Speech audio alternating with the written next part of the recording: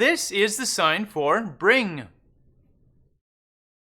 All right, the hand shapes are going to be the same. Both hands looking like that. They're like this, fingers together, thumbs alongside. Now turn them so palms are facing up. Put them off to one side of your body. They're flat over there. And now just bring them over. Bring. Bring.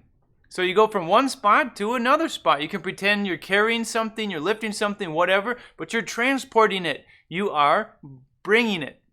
Okay, from the side. Bring. Bring.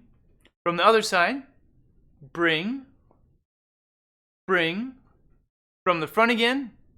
Bring. Okay, let's do it 3 times, starting from the rest position. Sign with me. Here we go. Bring.